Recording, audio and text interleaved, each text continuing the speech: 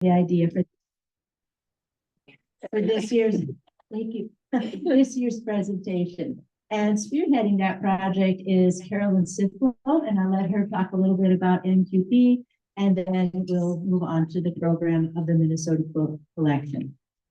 Carolyn? Thank you, Laura. Welcome to the March MQ program, sponsored by the Minnesota Quilt Project. MQP was started as a project under the umbrella of MQ in about 1988. The focus of that group was, and still is, the documentation of Minnesota quilts and recording the stories of Minnesota quilters. The work of MQP over the years is available on the Quilt Index, which is an online database where about 6,000 Minnesota quilts and quilter stories are stored. Laura will be telling you about the Minnesota Quilters Quilt Collection. It's an unusual collection of about 29 quilts that was started by the founding members of MQ in 1978. The collection shows the evolution of quilting from that time to the present and showcases the skill and creativity of Minnesota quilters. The quilts were expertly made and have been well maintained. In early years, it was the job of the MQ historian to care for the quilt. The job later fell to the MQP group. Our experience with these interesting and beautiful quilts prompted us to showcase this treasure of the MQ organization for our March program. We're really pleased that Pat Kurtner has been updating the MQ quilt collection at the new MQ website. And we invite you to find more information about the quilts there. And I just would like to acknowledge the members of the MQP group that are here. Would you stand up, ladies?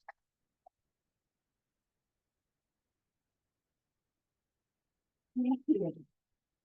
So these people will be helping to interpret these quilts. They'll be standing by the quilt later if you have questions.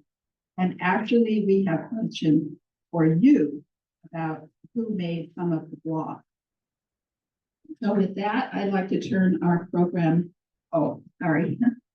I would like to introduce our special guest today, Katie Ruddle and her friend Gail. Katie and Gail, would you stand up? They're coming downstairs.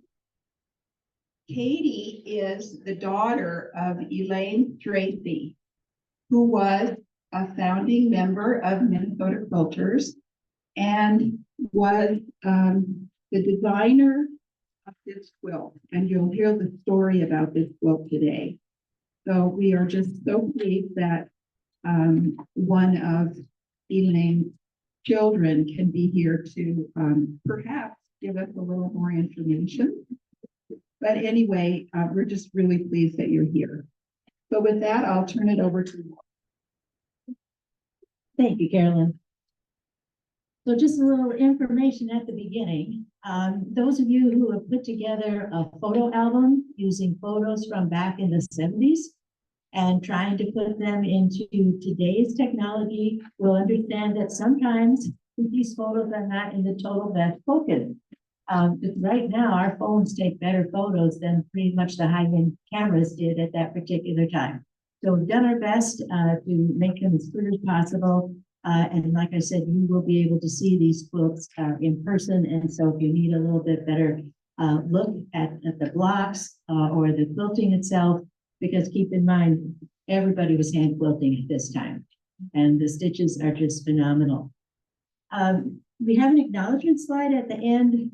I did not put my husband's name there, but trust me, without him, I could not have made this possible. And thank you to everyone who contributed their photos and information about the quilt makers. So without further ado, I believe that Brenda is going to start the video.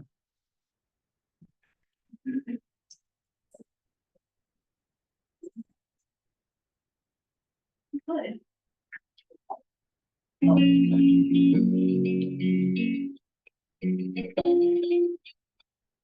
In 1971, the Whitney Museum held a groundbreaking exhibit of antique pieced quilts called Abstract Design.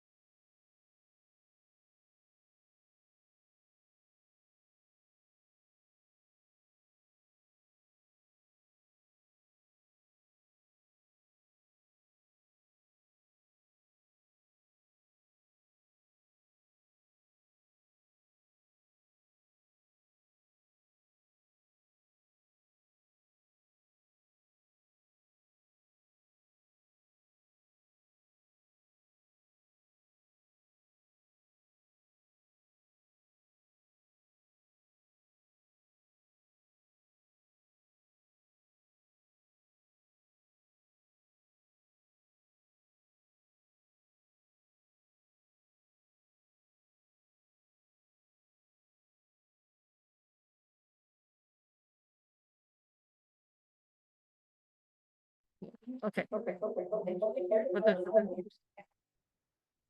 what I mean. I got it.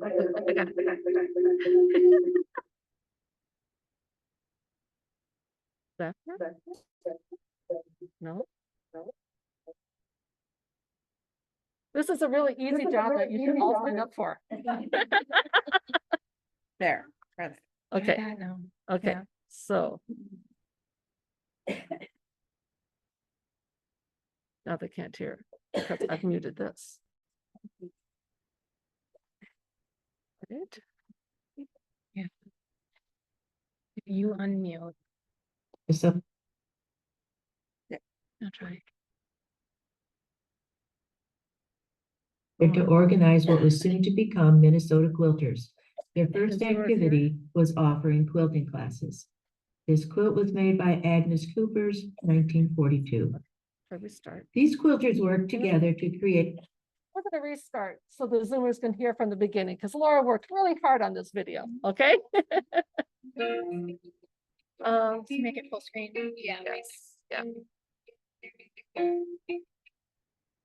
In 1971, the Whitney Museum of American Art in New York City held a groundbreaking exhibit of antique pieced quilts called Abstract Design in American Quilts. It was curated by Jonathan Holstein and Gail Vanderhoff. Their pioneering work helped to spark the resurgence of interest in all aspects of quilt study in the last quarter of the 20th century. In 1976, the bicentennial ignited further interest in traditional arts and crafts. All-American Signature Quilt by Mina K. Kuth. Communities across the country made quilts reflecting patriotic themes and social political commentary. Group quilt coordinated by Jen Gurakar. In fact, the Great Quilt Contest, sponsored by Good Housekeeping Magazine, the U.S. Historical Society, and the Museum of American Folk Art, attracted 9,954 entries. Top prize winner, Ray of Light by Ginny Byer. Not surprising, the quilting revival also made its way to Minnesota. But truth be known, quilting in Minnesota had never stopped, as evidenced by entries at county fairs and the Minnesota State Fair. Attributed to Lena Running, made in 1899 in Lisle, Minnesota. Our Minnesota Quilt Project has documented hundreds of quilts made in the first 3/4 of the 20th century. Group quilt by the members of the Zion Lutheran Church, Minneapolis, 1912. However, the increased publicity about quilting continued to generate enthusiasm in even more Minnesotans. Following the national trend of forming local quilt groups, local quilters and teachers banded together to organize what was soon to become Minnesota Quilters. Their first activity was offering quilting classes. This quilt was made by Agnes Coopers, 1942. These quilters worked together to create the Minnesota Bicentennial Quilt, and later that same year, 5 women drove to Warren, Michigan in a camper trailer to attend the Bicentennial National Quilt Contest to learn how to organize a quilt show. This is the official Minnesota Heritage Quilt commissioned by F&M Savings Bank in Minneapolis. It was designed and made by Bonnie Ellis. Mrs. Robert Stracy, a well-known quilter of Dakota County, had a part in the creation of the Minnesota Heritage Quilt. The quilt was recently presented to the state of Minnesota in ceremonies at the governor's mansion. Mrs. Stracy said it took her 2 weeks to finish the tiny stitches that went into the maroon and gold broadcloth quilt. The center of the quilt shows the state of Minnesota outlined in gold. In this map area, Mrs. Stracy stitched each of the 87 Minnesota counties outline. Surrounding the large center square are figures representing the Ojibwe and Sioux Indians, a lumberjack, a farmer, a miner, a flour mill, the historic Red River ox cart, a side-wheeler steamboat, and a steam locomotive. The loon, the state bird, is also depicted along with a tall pine tree, all in colorful pieces of fabric. On the outside border area, Mrs. Stracy stitched wagon wheels as a finishing quilting touch. In 1978, Minnesota Quilters was officially incorporated. The first membership meeting was June 9, 1978, at the Northeast Community Library in Minneapolis. The vision was to be, quote, statewide quilting organization to support quilters in Minnesota, unquote, a vision which the organization adheres to today. Making group quilts for a permanent MQ quilt collection and for fundraising was a priority for the new organization. An article in the July-August 1978 newsletter stated, MQ members are working on 2 projects to be raffled off in January at Minnesota's first quilting extravaganza called Winter Fantasy. An original pieced quilt designed by Helen Kelly, pictured on the left, called Snow Rose, and a unique wall hanging designed by Elaine Stracy with a winter carnival theme are NQ's current projects. There will be a quilt contest and an original block contest with ribbons and prizes, with an invitational exhibit of previous prize winners. The show coordinators are Jeannie Spears in the middle and Patricia Cox on the right. The Snow Rose quilt is pictured in the background. By September 1978, the newsletter reported that Minnesota quilters working on the Snow Rose quilt to be used during the Winter Carnival were seen by thousands of people at the state fair. Reporters from the news media interviewed quilters, and Helen Kelly, NQ president on the right, was on local television to spread news about the new organization. Winter Fantasy, or Frosty Fascination, was the second auction quilt for the 1979 show. It was designed and assembled by Elaine Stracy, and blocks were made by MQ members. It finished at 91 by 101 inches. In looking back, designer Elaine Stracy remembered, the next year we were still low budget, but we decided to have another quilt show, and it was held during the Winter Carnival at the Hotel Radisson.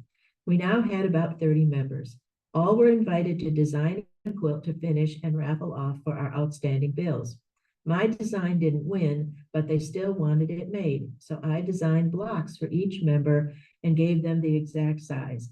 All were to be finished by a certain date. Lots of girls were puzzled, but at a quilt meeting in Stillwater, I had enough blocks completed, so I hung a sheet on a clothesline and pinned them in place. Probably the only time a frame was finished before the center of a quilt. Here's a closer look at the individual blocks. The first one, called The Quilt Show, made by Nancy Rashka and Elaine Stracy. Ice Fishing by Leona Wilkins. Schoolhouse by Joyce Ofterheide. Carnival Royalty and the Ice Palace by Bonnie Ellis. Skating by Ann Deegan. The Flower Block by Helen Kelly. The Fan Block by Kathy Deming. Sunbonnet Sue by Jackie Erie. The Snowflake by Pat Cox. A Friendship Ring by Ellen Rasmussen. Ski Jump Event by Elaine Stracy. Blanket Toss by Agnes Lear. Rag Rug by Elaine Stracy. On October 19, 1978, a Burnsville newspaper article stated that the quilt will either be purchased by the Carnival Committee or auctioned off at the quilt show. In actuality, Arlene Swanson won the auction with a bid of $451. The family graciously donated the quilt back to Minnesota Quilters for its permanent collection after Arlene's passing. In case you think $451 is too low, when adjusted for inflation, that equals $2,327 in today's money. The final blocks are Carnival Vulcan by Ann Carlson, The Medallion by Nellie Bredesen, East Wind by Jeannie Spears, and The Dog Sled by Agnes Lear. Pat Cox and Jeannie Spears organized the very first Minnesota Quilt Show in St. Paul on January 25th through the 27th, 1979, to coincide with the St. Paul Winter Carnival. The theme was Winter Fantasy, and this was the official announcement about the show. I especially like the section which begins, "We will provide warm hospitality in the land where quilts are really appreciated." Now, if you were one of the 254 attendees, here's what you would have enjoyed viewing. 120 juried quilts at the Radisson Hotel, 85 quilts at the Landmark Center, 50 quilts at the Minnesota Historical Society, a special exhibit of antique quilts from the collection of Joyce Ofterheide, 2 auction quilts, and a fashion show. You will probably recognize some of the esteemed faculty: Michael James, Helen Kelly, Bonnie Ellis, Joyce Ofterheide, Patricia Cox, Jeannie Spears, Virginia Avery, and Jeffrey and Beth Gutchin, 3 of whom were later inducted into the Quilters Hall of Fame. Here's how Pat Cox remembers the event.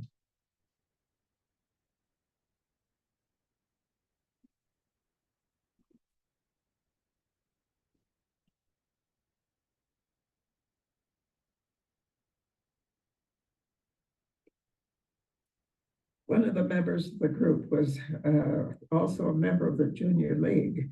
And the president of the Junior League thought it would be a great idea to have everybody make a block for a quilt. So I helped her put together the whole quilt for the Junior League because they wanted to do this for the National Bicentennial Quilt Show, which was 1976. But anyway, I got started teaching quilting in the beginning of 1970. I taught in the schools, the after school, and I had groups. And I also, very soon, as the quilt shops began, I got jobs at them to teach quilting. Jeannie Spears, at this point, had started trying to organize some of the quilt teachers in the group. And she had them meet at the WCA in St. Paul. And after there was a group that met for a number of years, and Jeannie and I, she wanted to travel to see how the quilt shows were run in the country. So we traveled all over the country from the East Coast to the West Coast and hit all of the shows that were being organized at the beginning. There was Nebraska and Kansas and Mill Valley in California and Washington, D.C. And we went to Toronto, Canada, where there was a show there. And that's where I first met Michael James. I took a workshop from him in Toronto. And I had also met a lot of the people who were interested in quilting. There wasn't a great deal of publicity at that beginning, but there began to be as the National Bicentennial Quilt Show and the people who won the prizes at the quilt shows, got publicity in some of the magazines. But the only magazine that really was doing quilting was Quilter's Newsletter, and that had started in just before 1970, and it was beginning to pick up quite a public bit of public opinion. But Jeannie and I had traveled to all of these shows, and about 1967, she said, maybe we should start a quilt group in Minnesota. So she got her husband to organize the bookwork for getting it started. And it started in 1968, actually, 78, I'm sorry, 1978. That was when Minnesota Quilters started. And we had meetings with the group of quilt teachers that she'd been organizing. And she's decided that the only way to get people to join the group was to have a show. So it was her idea to kind of play along with the publicity for the winter festivities that St. Paul had. That was one reason we chose January of 1979 as the time for the first show, because we got in a little bit on the publicity for all of the activities that were going on in St. Paul. And it was a lot of work to put this together. I was the main organizer. Jeannie did the quilt show. I got asked for the quilts to be entered, and we got Carter Hawk, who was the editor of Lady Circle Patchwork Quilt, to be the judge. And after all the shows that we had been to and so forth, I knew a number of people who ran the things and who were doing the workshops. So I had a list of people that I contacted to see if I could get them to come to the Minnesota Quilt Show. I couldn't pay them. I didn't have any money. The only money we had in our kitty was $20 that we'd gotten from the members. So I had to ask these people as a favor if they would be willing to come to Minnesota Quilt Show. And fortunately for me, most of them were willing to do it. I was able to get Michael James and Jeff Gutchin and some of the other people that were important. We also did a lot to get Minnesota people. Joyce Offerheide from New Ulm, who had an extensive quilt collection from the 1930s on, was willing to come. And I got one of the teachers from the University of Minnesota in their St. Paul campus, Charlene Birmingham, to also teach, to have just a few people that had a bit of publicity, and other quilters knew who they were. And we set up a whole series of workshops and a quilt exhibit that Carter judged, and we had that exhibited. We were in the Radisson Hotel over in St. Paul, and they had said to me that I had to guarantee that I could fill 100 rooms, and I was thinking I didn't know how I was going to be able to do that. But actually, I guess we did pretty well, because we had, but we also were lucky that we were able to have a big quilt exhibit in a main building, which was in St. Paul, which had been the place for the lawyers before, but they had retired from it and no longer used the building. And we had nice big rooms where we could have the exhibit of quilts. It was a bit of a problem though at times, because lawyers kept running through wanting to know what in heaven's name we were doing in this building. But and one of the fun exhibits with Michael James had come, and he had brought a quilt to be in this exhibit. And when he brought it, he gave me a list of all of the requirements to hang this quilt. It had to be so far off the floor, etc., all these things.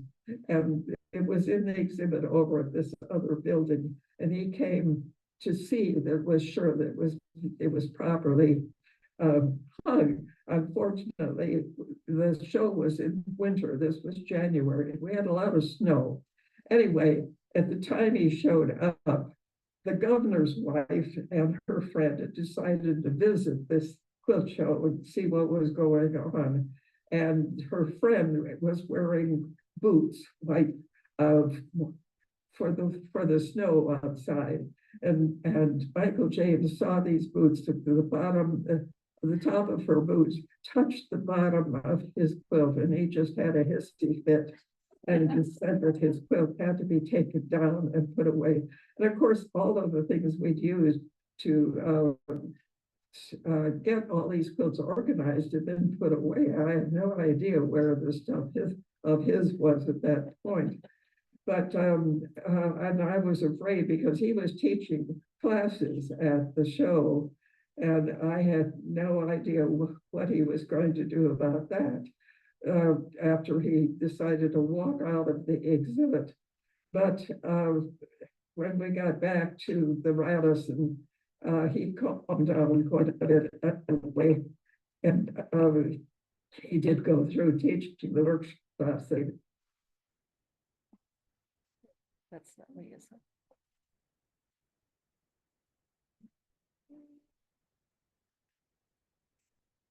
Yeah, is your volume still on? Go ahead a little bit. Go back. It's No. not responding. Let me just say it worked in rehearsal. Okay. Screen, is it that we're losing internet connection? Mhm. That's weird. I'll just try again. Not a professional.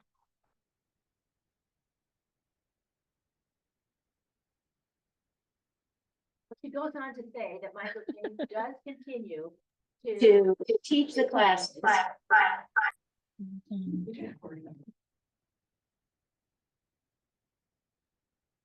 And I guess the first class he teaches, he had a lot of handouts, and unbeknownst to anybody, he charged all of the people in the class with the handouts. Well, the second day he offers the class again, and he tells the ladies in the class that, well, I made so much money yesterday, you don't need to pay for the handout. Well, of course, with the pot, you know, and they got back and said, well, we had to pay, they didn't have to pay. But all seemed to go well. Pat was very surprised. She said we did make profit. They made about $3,000, and apparently filled 100 rooms after that. So it was, by all means, it was a success. And we have her and Jeannie Spears and Not a Tracy professional. and Todd and Helen Kelly the same for that first show. But can you just imagine just a win? No.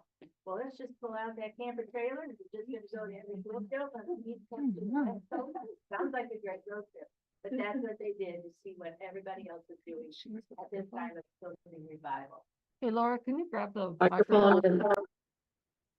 Keep talking while we have no idea what's going on Okay. here, but you keep talking with the microphone, okay?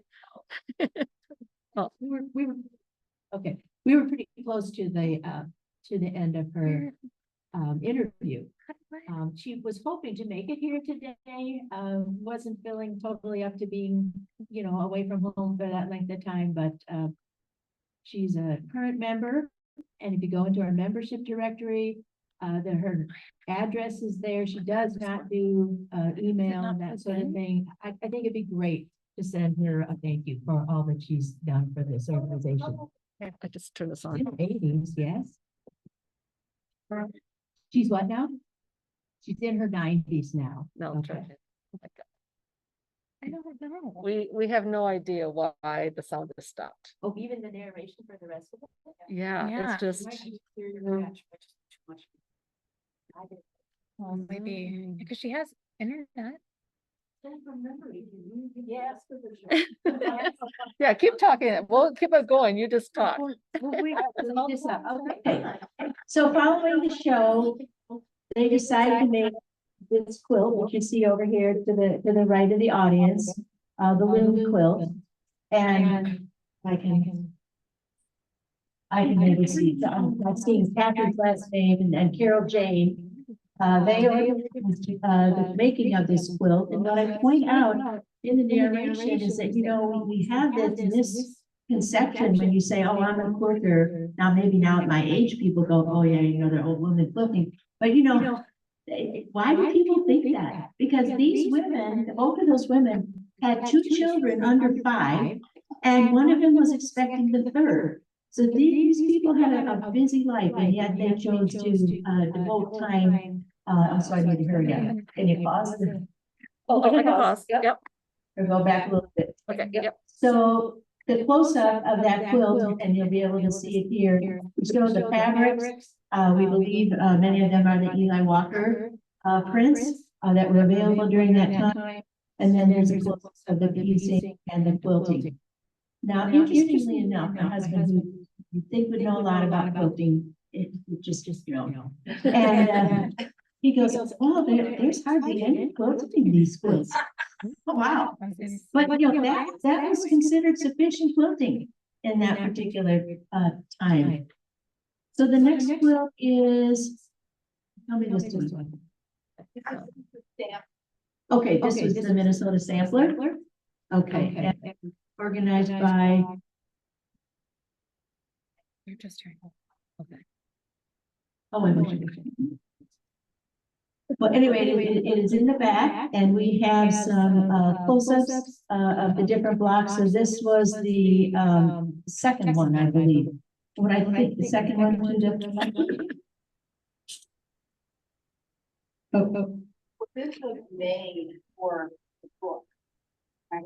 okay. So they decided that they would have this pattern book, and people could contribute an original pattern or their favorite pattern. And I think it's interesting to see these blocks because some of them are very original. You'll not find a book or whatever.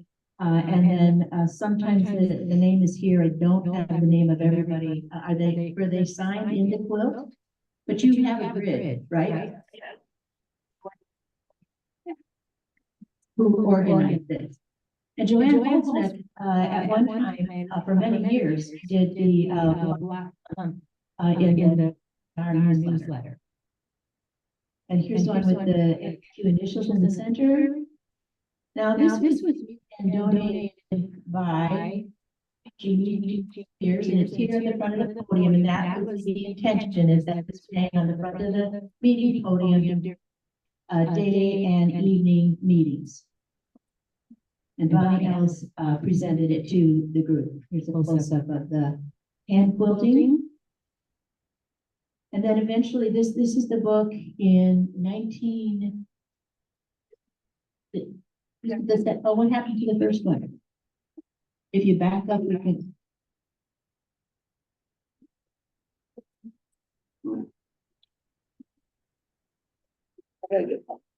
Okay.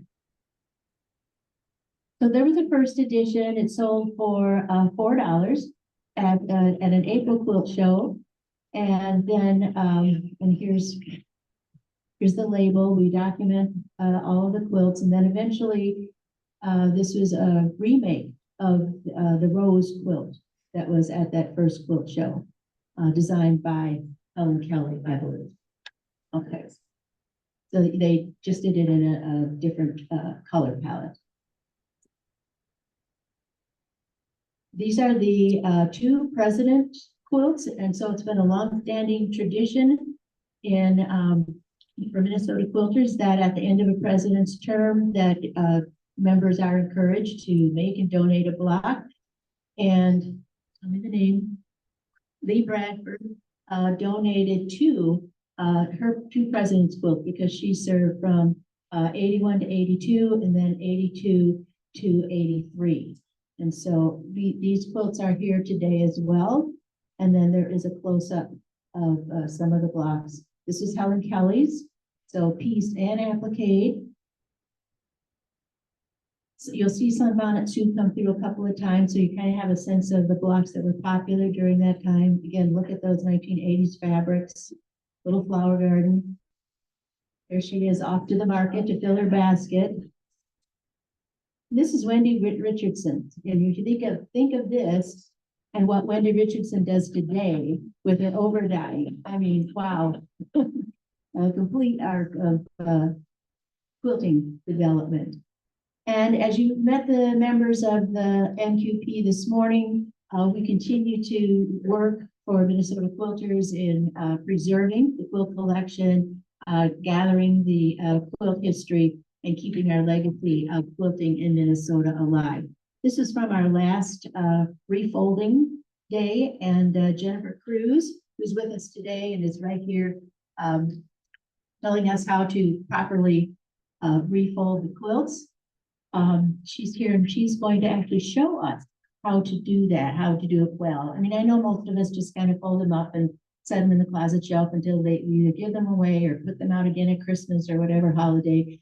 But if you have some a quilt that really should be kept archived properly, she's going to talk to you about the acid-free tissue paper and the heirloom boxes that they can be put in. And we have a handout that will give you that kind of information if you have a legacy quilt that you would like to keep in as pristine condition as you can. Jennifer?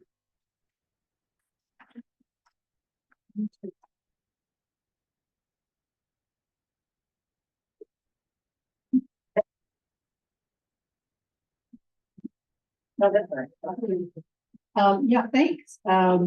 Yeah, my name is Jennifer Cruz, and as well as being a member of the Minnesota Quilt Project, I am a professional textile conservator. So I look after all kinds of old textiles. We had a couple of slides, but I don't think we really need them. The main thing I want to tell you is that I have made for you an elaborate handout.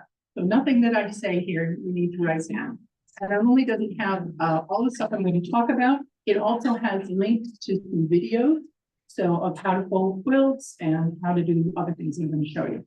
So don't worry about it if you don't hear every bit or see what I'm talking about. What I wanted to start by was talking about the things that you're trying to avoid. These are on a handout in detail when you're storing your quilts. And this applies to any of your vintage textiles. And actually, before I get into this, I want to not forget to say one other thing about this quilt collection that Carolyn reminded me of is that we are really looking for information about some of these blocks. We don't know all the makers, and some of you may know or may remember or have some connection to them. So after the formal presentation, one of the things we really like is for you to come up and look at them and tell us if you recognize the handiwork of somebody you know or have some theories about who made what. Especially the Lee Bradford quilt, which is the two that are hanging back there. Yeah. Okay. So when you think about storing your quilts, think about what you want to avoid. And one of the main things you want to avoid are extremes of temperature and humidity. Humidity is particularly bad because any relative humidity greater than, say, 65% is going to promote mold growth and mildew, and which can be a disaster for your quilts, new and old. So try to maintain environmental conditions for your quilts that are the same that you like. About 50% humidity if you can get there, but certainly less than 50, certainly less than 65.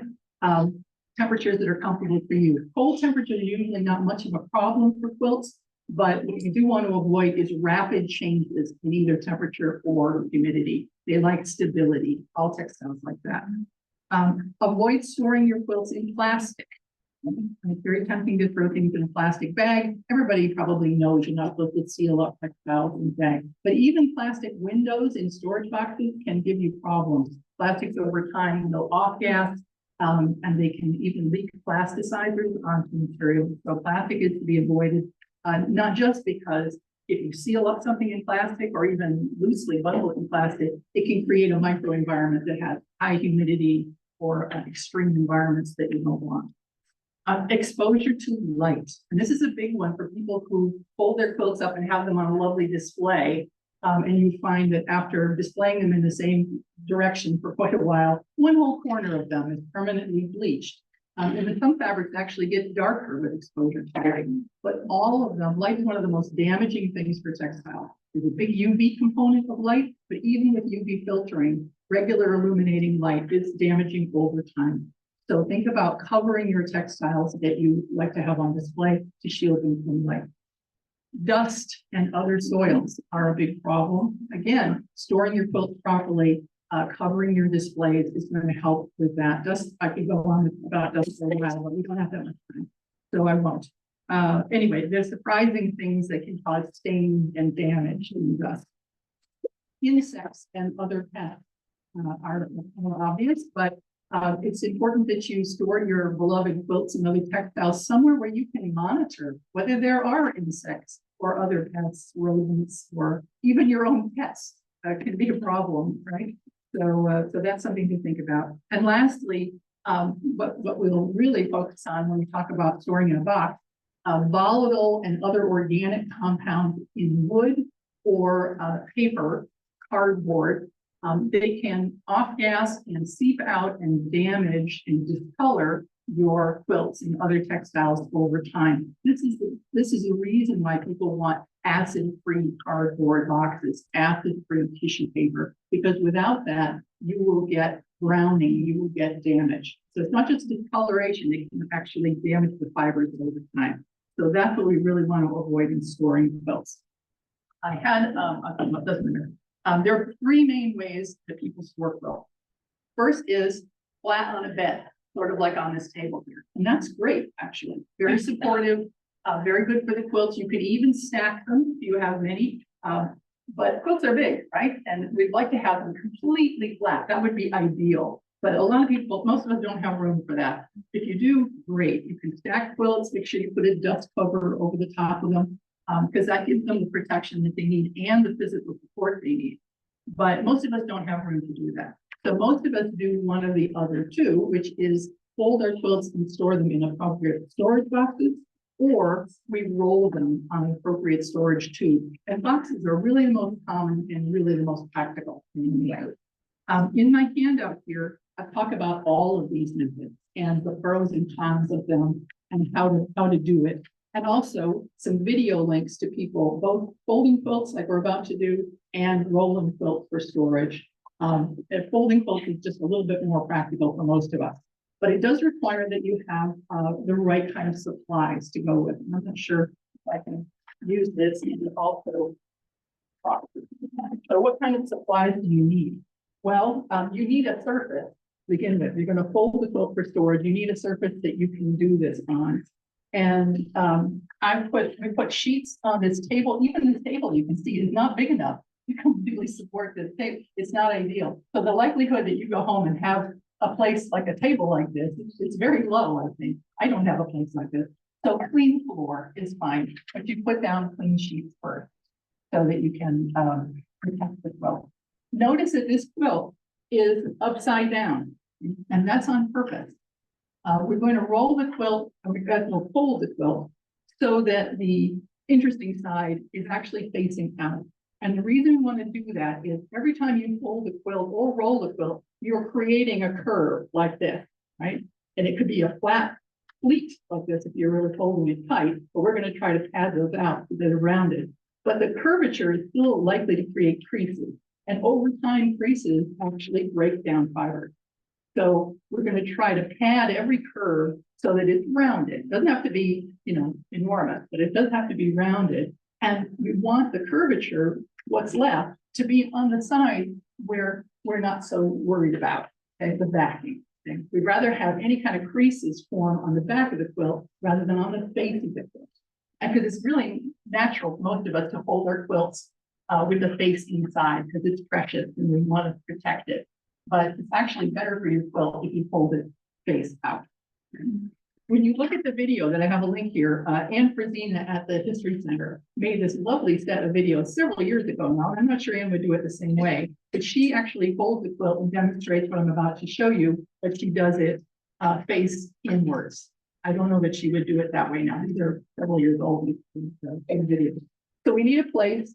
We need to cleanly lay out the quilt. We need supplies. We need acid-free tissue and we need an acid-free box. I got to put this down for me.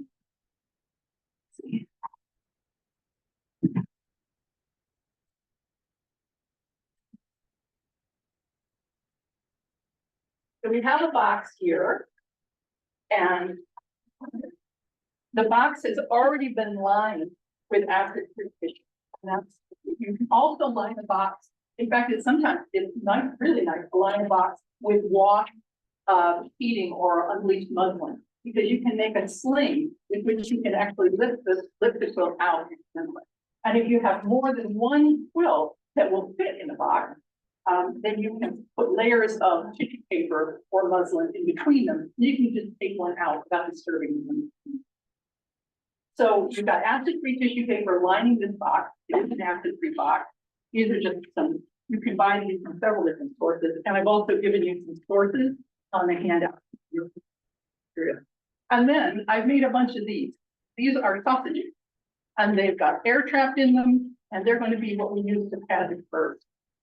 How do you make one? It's extremely technical. Usually you would do this on a table. I'm going to attempt to do it on the wall here so you can see what I'm doing.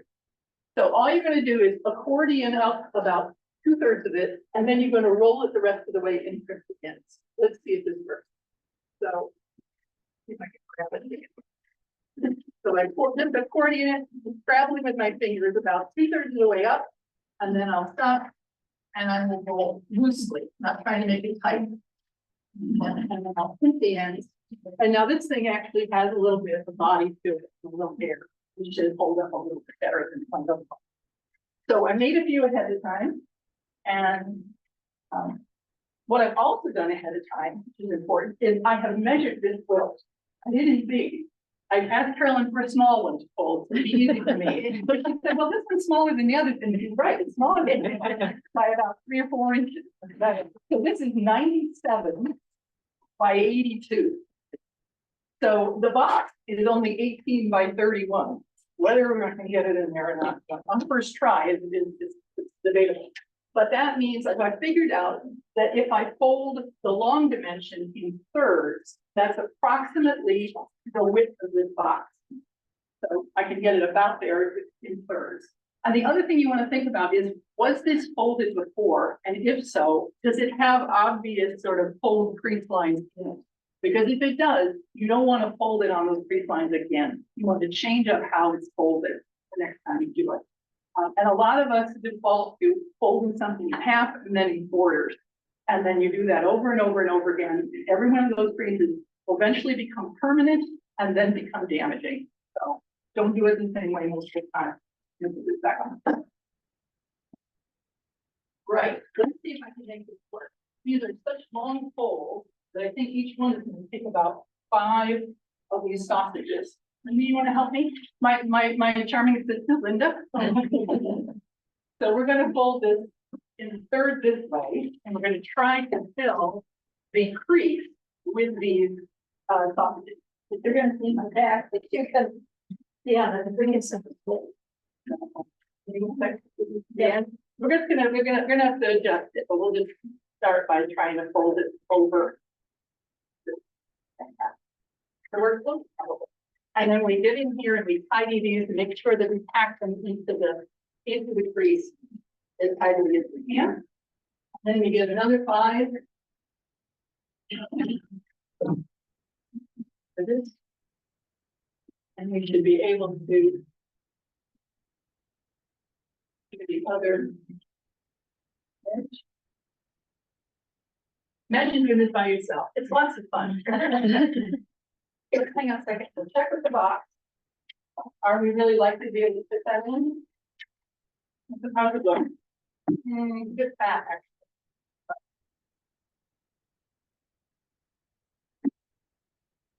Let's adjust it again. Maybe yeah, we're gonna bring this is with me.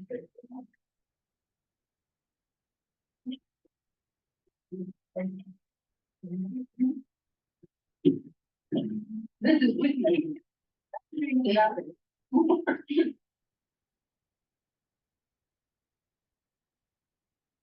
what we're gonna get. Reach in and do something into the curve. So the idea again is just not to have it flat, but to have it supported. And now I'm going to go this way, probably about 4 times, and it's got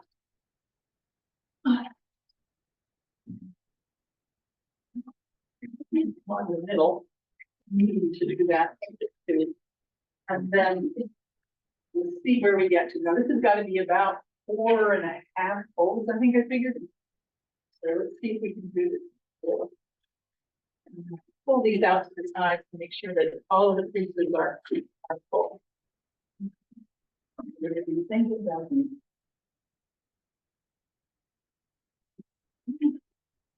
And actually, this time, I'm going to try something a little bit. We're going to lift it together and put it farther to the side. I'm going to actually try to roll it. Maybe I'll put something.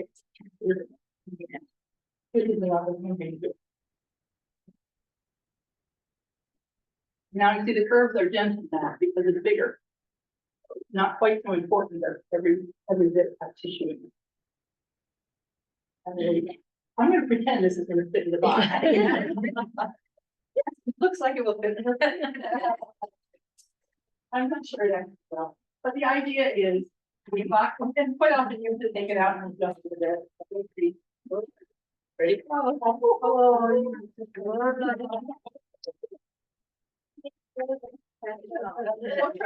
Try this at home. Anyway, and so again, if there was lots of room in this box, I put another layer of tissue paper and another quilt on top of it, maybe a small quilt or a hanging like that. So what else do I want to say about this? I think that's pretty much it for folding. And like I said, leave it open. Thank you so much. Like I said, this handout that I have for you, which is extensive and would take forever to go through, has listed videos, how to fold a quilt, how to roll a quilt, which is a different, she actually rolled a rug, how to roll a textile. And also a little link to a video, how to make sausages. So if you forget what to do, that's there too. So you can't lose anything. And then some links to a couple of other good resources and some material suppliers. I mean, this acid-free material is not cheap, right? You probably know that if you've ever looked for a storage box, but it's worth it and they last quite a long time. I did once successfully buy a large amount of acid-free tissue at a really good price from a dry cleaning supply house, which is a good contract because I don't know how regular that they're available. I've forgotten. So now, as soon as you guys go, you have to do this with all of these. Yes, Liz. A comment, please. You mentioned these and we have more quilts than these that we need to show. And some of our boxes have badly deteriorated, so we're gradually replacing them. We did get a grant for some of this. And also when we raised money at the Minnesota Quilt Project, who was selling vintage items, then we could put it. These vintage items behind you are being highlighted. Thank you. Yeah. So anyway, just so you know, we do have a purpose and it does cost money and we try to raise money and the rest of our money also goes to education and that's for not just for us, it's for all of you and for all of the quilts. Where do you store the box? Yeah. Again, think about the general environment. So someplace with stable humidity and stable temperature. Where do you do? Where do we still? Well, we have a room in the storage facility, the climate control on big shelves, and so all of our stuff is in there. Yeah, because we're pretty high, and so Carolyn goes over there and tries to get the things down, and endangers her life regularly. Maybe Carolyn is about a dozen boxes, and they are full. So we need to actually, we are refolding, we adjusted that and added a box or two. We need to add one. Using this method, how often do you people? Well, that's a bit of an argument in textile conservation. If the curves are really well padded and the materials are, they're acid free, you can leave them there a long time. There is no need to refold, fold, and refold. Sorry, mine doesn't do it. Yeah, the question was, how often do you need to redo kind of box folding? And I was saying that this can be a bit controversial, but in general, you do not need to fold. You certainly don't need to fold your quilts anywhere near as often, if you store them like this. Because you have added out the curve, creases are not forming, they're protected from light, they're protected from dust, they're protected from, ideally, you know, where you put them. So all of those damaging elements are reduced. You don't need to fold them all the time, so as often as a lot of people do. Now, if you stack your quilts in the decorative fold on a shelf and you have them, you know, 8 feet, those quilts are forming creases. So the deeper, the more you have, then the more often you need to refold them. And that's talking about contemporary quilts. If you have antique quilts, I wouldn't do that at all, because all of that weight increasing over time is degrading the fibers. It is causing creases that will eventually not come out, and then will actually cause splits in the fibers. Sorry, any question? Any questions from Zoom? Would you want to fold on the diagonal? Yeah, I was like, you know, I'm a textile conservator and I do a little quilting, but I really don't have time to do quilting, so I get to do with old stuff mostly. And I was like, what is this folding on the diagonal? So I had to look it up and see somebody doing it. No, I wouldn't do that, because that's also a display method where the quilt is shown on the outside. So that's the way of displaying your quilt. I would think very differently about, am I displaying my quilts or am I storing my quilts safely? There's really two different things. And if you feel that you need to display your quilts, think about rotating them, whether they can handle that much rotation. Are they vintage or are they something new and robust? Am I protecting them from light? At a minimum, be throwing a you know, dust cover of some sort over them when you don't need to be looking at them. Because yeah, they make beautiful displays, but that's not the most thing for the textile itself. That's what I think. Any questions? Is it true that holding on the diagonal gives you a tight fold? That Yeah. why you don't want to do? Yes, exactly. Yeah, any kind of fold, but holding on the diagonal doesn't mean it's beautiful, but yeah, I wouldn't, as a textile conservator, I can't recommend it. In terms of quilt display, Yeah. and it may be, I think people do it because they want to avoid that same, I fold it in half and I fold it in quarters and you do it over and over again. So you are at least changing that up. It has that advantage that you're not doing that. I think it also has to do with the lines of your piecing, right? And I'm folding on my piecing lines and my quilting lines over and over again. As I understand it, we're just on the argument for diagonal fold. But again, I would think of that as a display method, not a storage. I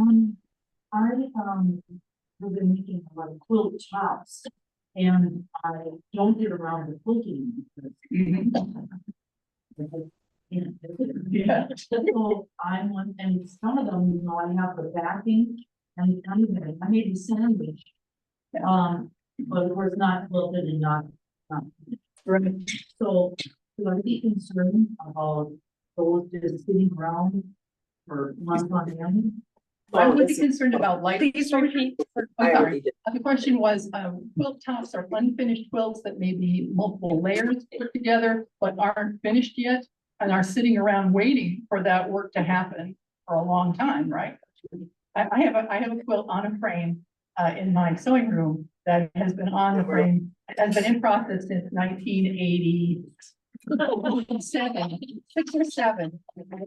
That's hand quilting, and yeah. Anyway, all the same stuff apply. If it is a new contemporary thing, the main thing I would worry about would be, again, the general environment it's stored in and protection from light. What you don't want to do is have that.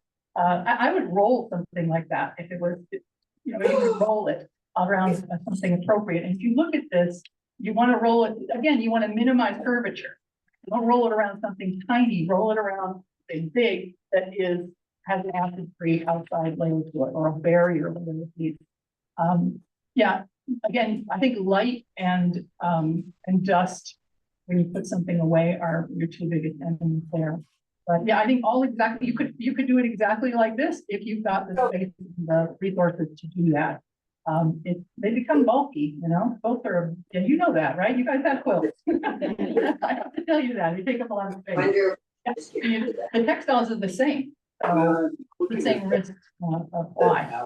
They have the arms. You talk about light, Mhm. is it light from the sun or light at all?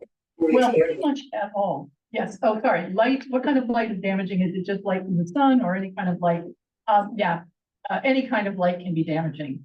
this, if you go to a museum where with the textile exhibit, quite often they're so dimly lit, you can barely see what's going on. If you have that experience in it, looking at tech, that's because even the illumination from the light bulb in the room is eventually damaging. So just light level lux that they measure it in. UV is the most damaging part. So UV filtering films or UV blocking is really advantageous because UV is the most damaging, but all light levels to a certain extent are damaged. So if I'm hanging them, I have my quilts, my ladies in waiting Yeah. for me to go, hanger with a handle on it, Okay. and then on a rack. So if I put a UV filtering curtain in front of that, then I wouldn't have to worry as much about them hanging or light. Right. If they're gently rolled, it sounds like they're on a rack. Yeah, a dust cover would also block light too. So dust and light would be blocked. One of the other things I wanted to say that's in this handout is if you don't, talking about alternatives to acid-free boxes, you can sometimes make storage in drawers work, in wooden drawers. And normally you want to avoid wood like the plague because wood off gases and heat stuff. But the older the wood is, the less that's the problem. And even so, we'd never put a textile in a drawer that's with no barrier layer. So a great barrier is Tyvek, house wrap basically. So, and you can put house wrap in the washing machine. And I've given you a link on here. If you think you have drawers that you'd like to make safer, I've given you a link to a colleague of mine who runs a business called Museum Textile Services. She's made a template for making a drawer liner so that you just cut it out of Tyvek and fold it and put it in your drawer. And so Tyvek is a great because it breathes. It's like, like you want your stuff to be plastic and you want plastic key, but it works. That's another option. But never put it right on wood, even old wood. And new wood is going to have lots of off-gas and create problems. Jennifer, current piecing practice seems to be overstarching your fabric before you cut it. And my curiosity is, does the starch attract insects? It does. It absolutely does attract insects. Yes. Sorry. The starch attracts insects. Yes, it does. Starch is food. I mean, think about it. If silverfish will eat your book binding, think of a beautiful piece of starch cloth is really yummy. So now, I mean, not all starches nowadays, and I do not pretend to know about what you guys are using for quilting because mostly I work with things from the 19th century and earlier. But some starches are not actually starch. They're thickeners, but they're not starches. So I think I would look into what you are using. Is it something that is for insects? Insects will eat a whole bunch, and you'll even eat stuff that is not really edible until they find out now this isn't any good. But you still have a hole or a graze in your it could be a problem. How do you store your stash? How do you store your stash? Well, these are stored on wire shelving in our storage area. Does everybody have, of course you all have a big air conditioned and heated, what do you call it? Those big metal, box truck containers in your backyard. That'd be ideal. Climate control. So your house is best. It's usually best to avoid your attic and your basement because again, controlled temperature swings and humidity or extremes of heat in the attic. I was thinking plastic boxes that are up there and safe. Yeah. I would cardboard boxes that are treated for well, I would only use this kind of stuff. You try to protect the room space from things like bugs and off-gassing. And if you use acid-free materials, these boxes can be stacked pretty high. They're very strong. So question is more related to our fabric stashes. Yeah. Oh, I'm sorry. I misunderstood that. Well, it is vulnerable to all the same stuff, textile to textile. I mean, the newer stuff, which is what most of you're working with, are pretty stable. Their colors are pretty stable. They're more light fast. They're less likely to crock, rubbing against each other. So you get away with a lot, but everything, and you protect your fabrics from light and as much as you can from dust. and insects. And yeah, I mean, if things are dry, that's really important. That becomes, then I would make sure, I would never put a textile in like an airtight kind of container. So if you have them in something that's sort of a plastic tub, and they seem to be fine there, just don't have the lid snapped all the way down or the bag zipped all the way closed or something. Because you know, you think about it also, if this is just temporary and I really am going to go through this stash and read or turn it over and right, I've forgotten who I was talking to. Yeah, exactly. So, I mean, I think it's most important that you're aware of the risks to your collection of fabric and antique textiles and contemporary textiles and the artwork that you're making yourself. Because if you're aware of the risks, you'll make better decisions about where you put it. So not everything is going to be 100% ideal, but you'll make better decisions. Actually, I have two questions, one for you and one for Carolyn. So the one for you is, how do we get the handout? And specifically for our people on Zoom, how do they get the handout? Well, that's a good question. I had not thought about that. This is here. We've got 100 of them here for you to pick up. We'll also have some at the show for people to have, and I will make it available as a PDF. Yeah, and then you'll be able to pick it up that way. Okay, and my question for Carolyn, are you open to having new members join the Minnesota Quilt Project? Absolutely. No, we don't want to. You have to pass it. Yeah, absolutely. So can we, Yes. if you can repeat that somehow for me. Yes, so the Minnesota Quilt Project, we meet, right now we meet once a quarter in person and otherwise on Zoom. Tuesdays, is it first Tuesday? Second Tuesday? Okay, second Tuesday of every month. And Just send an email to. Yeah. Yeah, emailed either to the office, MQ office, or to MQP. We have our own email there too. You'll see us on the website. You just look under MQP on the website. You'll see all that. What's considered vintage? Well, that's an appraiser question. And on my code of ethics, I can't do appraising. You can't be a conservator and do appraising. Yeah, I mean, it's what you call vintage. I mean, antique people, the definition used to be 100 years. So lots of things have moved from vintage to antique in our lifetime, at least. So it's really a matter of how precious is this thing to you and how long has it been around being exposed to potentially damaging things like changes in temperature and humidity. That's more important than the cutoff date. So yeah. Is there any consideration for the type of band you're using? Wool, cotton, a blend, and also I did the Nagel that made a king quilt, and I swear to God it was 20 pounds. and it's kind of stiff, so it's hard for the cold to even bring in. Yeah, the question is about batting and whether how that impacts your ideas of storage or longevity. And the only thing I would say is when you're thinking about, different materials have different problems, right? Wool is more likely to be attacked by moths, for instance. It doesn't mean they don't graze on other things that they should have no interest in, but you have that to think about in terms of storage. In terms of weight, yeah, the heavier these things get, the harder they're going to be to handle in general, and certainly to fold and fit in a box. And it's possible if something is very sturdy and very heavy, it might be best to treat it like a rug and try to use rolled storage for it, which has its own issues. You need a very sturdy, very long tube that is not going to harm the thing. Again, a lot of people do use plastic, but you have to coat them with something that will prevent them from off-gassing. And then you roll them, again, interesting side out, and cover them with tissue paper, Tyvek, muslin, that kind of thing. And then if you make sure that the tube sticks out at each end quite a ways, and then you can put those on a support.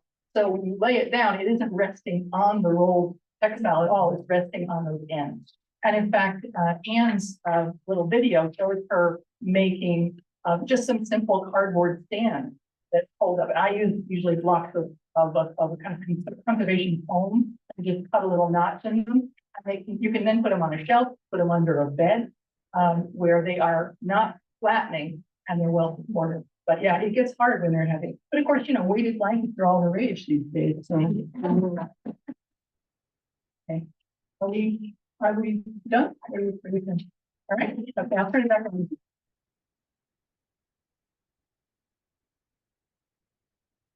Thank you, Jennifer. We can all use that advice and we'll put it to good use, I hope. I know I'm feeling guilty about. When I lived in Colorado, you know, and this is in the very beginning of my quilting career in the early 80s. And so if you're familiar, I'm in Mile High City, and so that was closer to the sun and wasn't paying attention and had this quilt that I bought at auction and had a quilt stand and had it draped over the quilt stand, not really paying any attention. And let me tell you, when after a couple months, because it was the red, white, and blue, so I had it out for the summer. I took it out in the fall and laid it out, and right, you could see exactly where the sun had hit those fibers, and it's just bleached out. I mean, that's just what it is. So yeah, sadly, well, we all learn, right, by doing. I apologize that for whatever reason, we're not IT people here by profession. But know that we have a couple more block slides to add to the program. And then when we get it into a workable status, it's going to be on the MQ YouTube channel. So you will be able to see this and then hear the complete narration of the video. So it will be there. And we will let you know through an email or probably we'll do an email and then have a link to it so that you can go right to it. As well as Pat Kurtner, you're here today. We definitely like to thank you for all of your work in adding this historical information to the MQP pull down menu on our new MQ website. And so, you know, you saw some photos of some newspaper and newsletter articles and whatever. Obviously, I did not read all of those in the narration, but if you'd like a closer look at those, the original source documents will be on that MQP website. The MQ website under the MQP.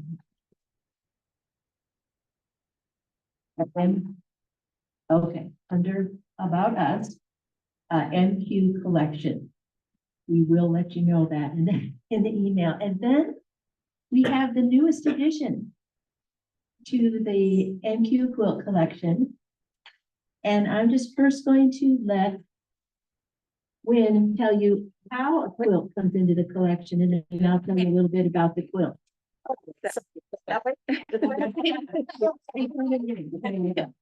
Okay. So I'll hold it and you tell them how quilt comes into the collection. All right, as you can tell, sometimes things go off on auction and then they miraculously come back to us. But if any of you are holding on to a quilt that you think really deserves to be in the Minnesota Quilters collection, and you can simply contact the office or contact me and we'll make arrangements to have that donation. We are not a museum or, you know, actively collecting quilts, but we do love to see these historic artifacts that are somehow linked to our organization.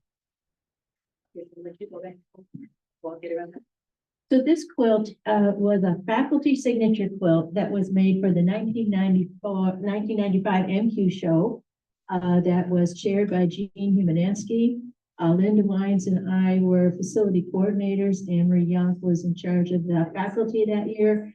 And we made sure that all of the faculty members signed one of these autograph blocks. We put it into a quilt, and then it was something we did pretty much every year. And then that signature quilt was in the small quilt auction. I believe that Jean Humanansky originally bought the quilt through the small quilt auction. I don't know how I ended up. I think that when she closed her shop and I had been teaching there, I think she gave some things away, and I think that's when I came into possession. But it obviously was not stored in one of these boxes. It was folded. And when I was going through something, I went, well, where did this come from? But I didn't recognize it And so I gave it to Carolyn and she presented it to the board for their consideration as to, you know, its historical value to the NQ quilt collection. And the board decided that yes, it should be in the collection. So I'm handing it back to Anne Marie to do a little more research. We've got a couple of names that we're not sure of for faculty, but people who taught that year, I want to say Mary Ellen Hopkins was there. The two gals from Country Threads were teaching. And was it Jean Wolford? I don't know if she's on there, but we had a book color expert as well. We had the first Japanese teacher at this particular quilt show. So, and we can leave this up here so that you can, we'll leave it on the table so you can take a look at it because you definitely will recognize some of those names. Whoa. All right, talk to us. What now?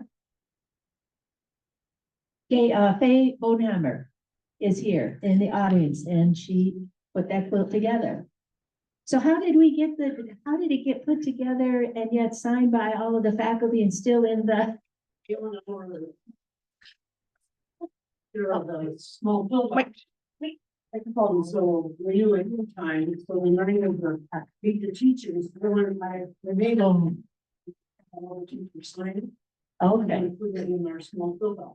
Okay, so the blocks were made ahead of time and then Faye Bodenheimer and Gail Camille during Meet the Teachers, which used to happen pre-show, you know, just like the Wednesday night preview. And then they speedily put it together, you know, one of those 100 hotel rooms that we had to guarantee. And then it was in the small quilt auction. Well, so glad you told us. Obviously, we need a label. All right, thank you so much. And yes, question.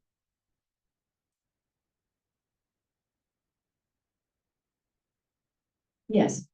I think you know about sleeve.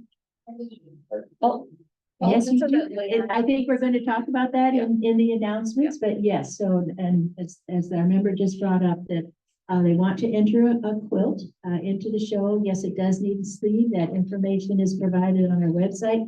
And the date for entering is April 18th, I believe, is when quilts have to be in. All right, anything else to come before? Yes, Leisha. I was just wondering where supplies were being purchased in 1978 to make a quilt. Were there any quilt shops? Okay, where were people buying their fabric? So one of the pieces that, that is in the narration, when they were gathering the fabric for, which quilt was it? For the sampler quilt, I think the two gals had told you were young mothers. They bought them at Country Peddler, Jean Humanansky's store in St. Anthony Park, which is very close to Machinist Hall where we used to meet as a group. And then I believe there was a cotton shop that was in South St. Paul, which is by the Dakota County Historical Society. I remember going there when I first came here in the 80s. Where else did you buy? Black Creations. Oh, J.C. Penney's. Ben Franklin's. Lee Ward's. Obviously, we weren't shopping online. The small town I was in Colorado, Ben Franklin was definitely it. And so when you had a quilt, and I have one of those quilts like Jennifer, honestly, in 1988, it was supposed to be, I remarried and it was supposed to be our wedding quilt. Yeah, still not hand quilted. But we're still married. They're still so, but yeah, so everything in that quilt is totally coordinated because that's what they did. They bought one collection of fabric. There it was, lights, dark, medium, and they all matched. Great. Underoos quilts. All right, anything else? And then we will take a break for about, what do we think? 5, 7, 10 minutes, 10 minutes, and we're going to work on our technology. And there's things at the free table. There are projects at Quilting for Others. Good snacks out there. You can always handouts. Yeah. Shopping, merchandise, and Sharon. Well, I'm standing right by the quilt. Did you have questions about who made what? All right, so yes, there will be one of the members by each of these quilts. So if you have any extra information about them, we'll be happy to take that down. And then challenge packets are available at the merchandise table. Thank you. Yep.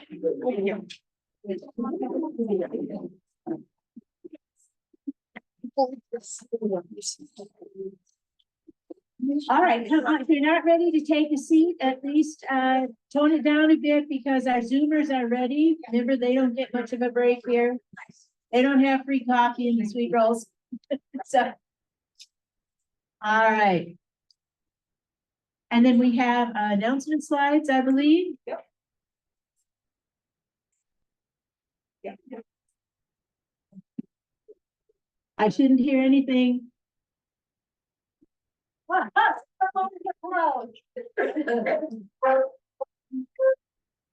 All right. Our announcements today, we do have a class immediately following. I say immediately, but it starts at 1 o'clock. And that will give MQP time to take down the quilts that are on display now and properly store them, as you saw. And we welcome Tracy Trevisan to Minnesota Quilters for this wool applique class. And then we have another workshop coming up in April.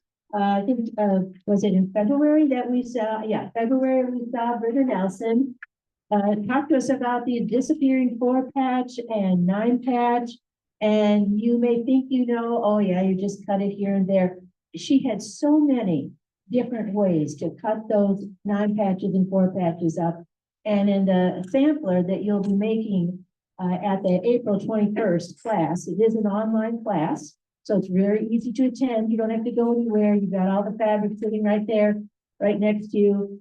She's going to show you 9 different ways to cut and piece back together. And by attending the class, she has a handout with 20 more ideas that aren't anyplace else except on that handout for those who attend the class.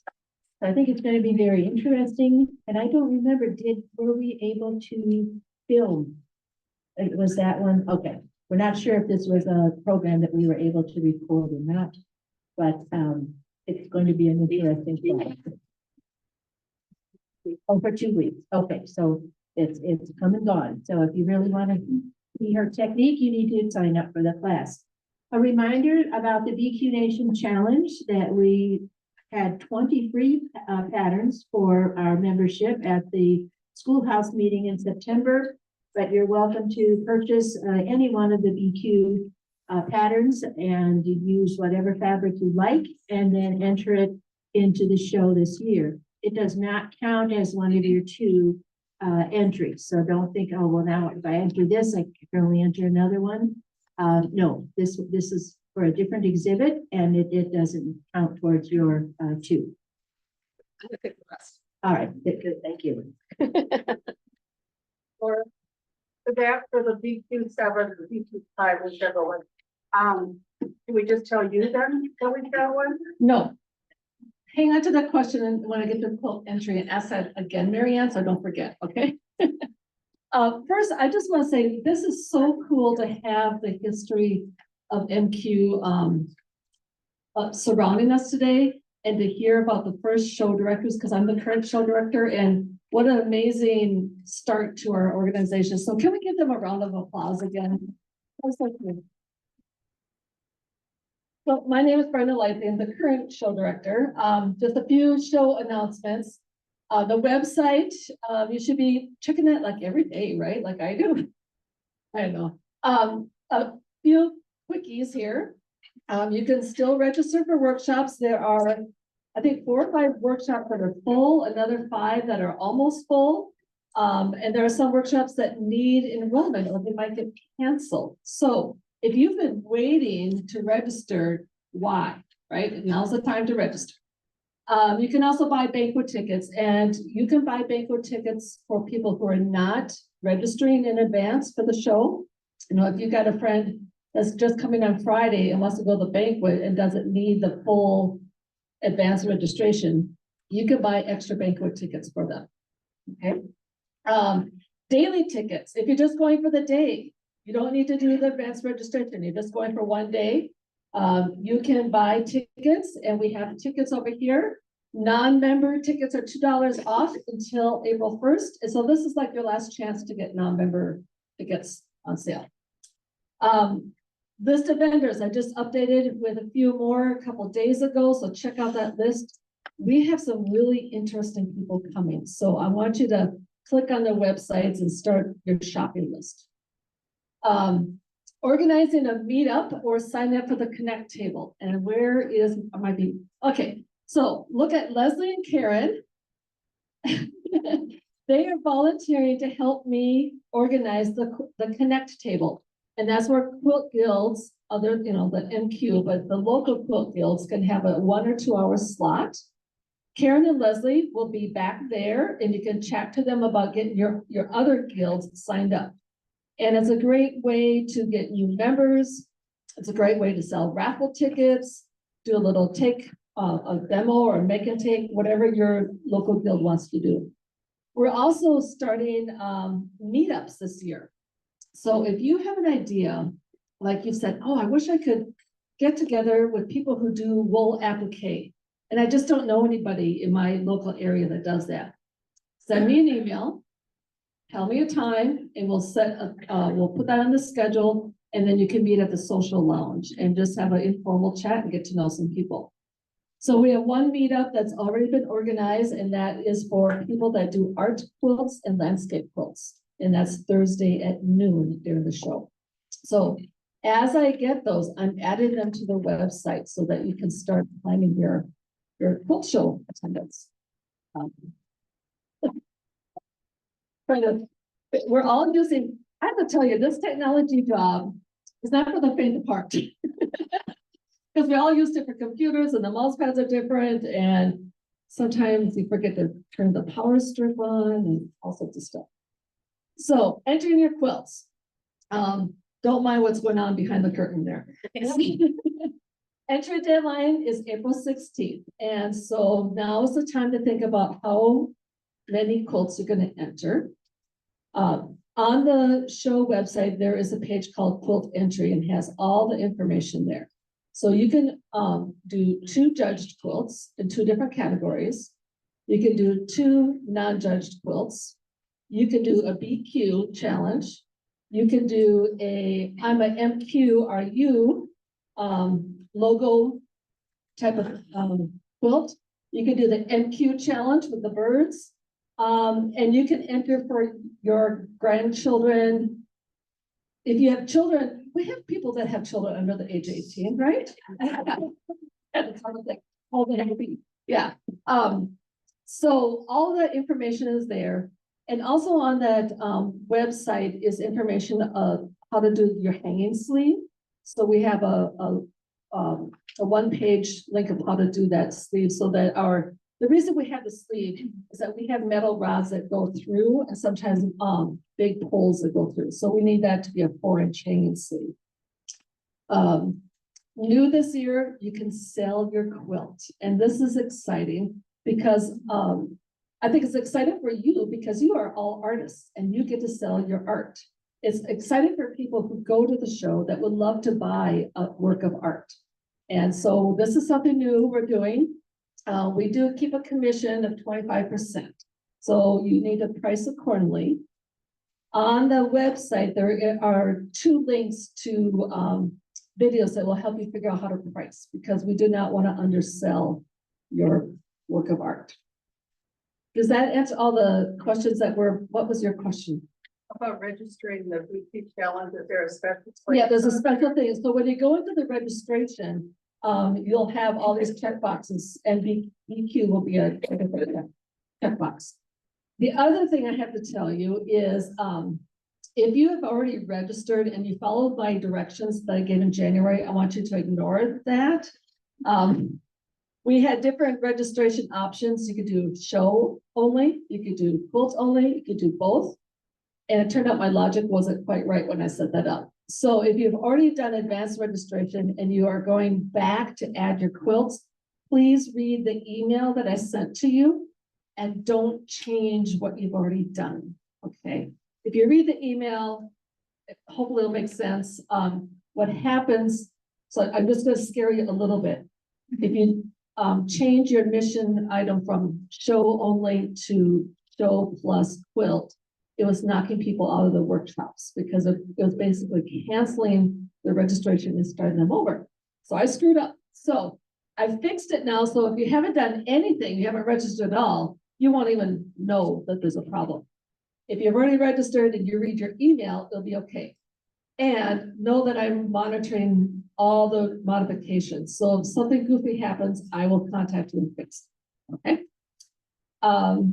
Oh, I also want to point out, we have people here and in the Zoom room that are working on quilt entries. So if you have questions, I want you to ask. Okay, raise your hand, our quilt people. We got challenge people over here. We got non-judged here. You know what you're doing. Yeah, so challenge there, non-judged. Do we have any of our judged people here?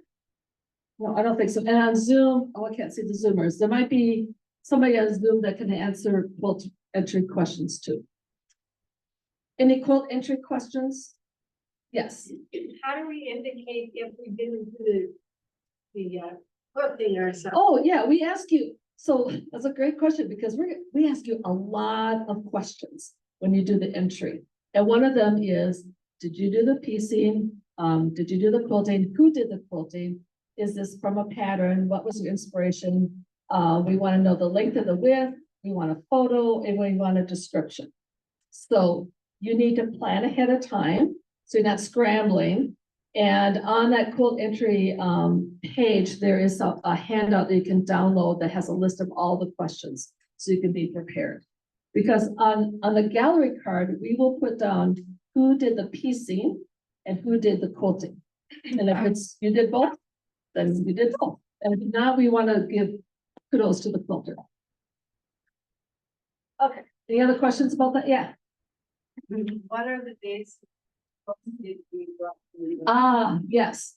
So it's basically the last week of May is when we get those quilts and we get them either, if you were entered a judged quilt, the rules are a little different because we need those ahead of time and we need to organize them into categories because the minute we get up to Duluth, almost the minute, we start judging.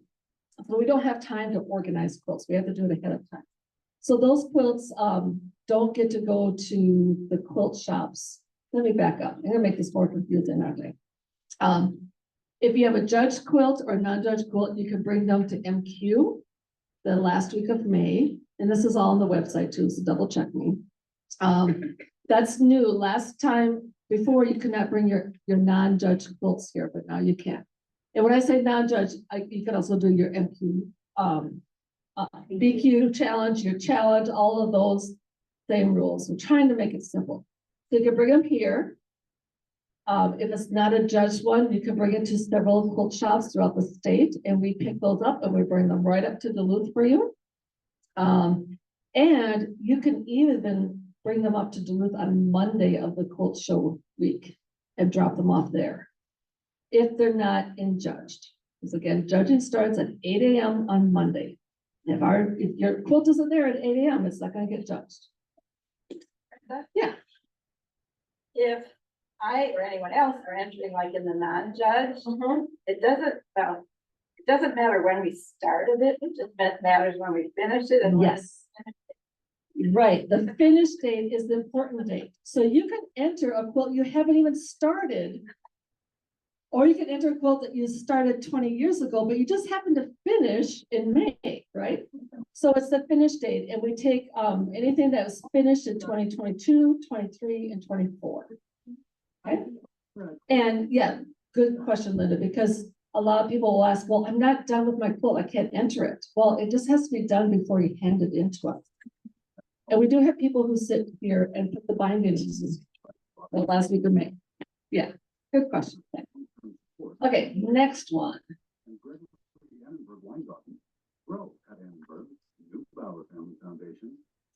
My mouse pad works different than yours does. There we go. Oh, so all the Meet the Teachers sessions happened in February. We had almost all the teachers participating. And we put all their sessions online. If you go to YouTube and just search Minnesota Quilters, so youtube.com, search Minnesota Quilters, and you find our channel.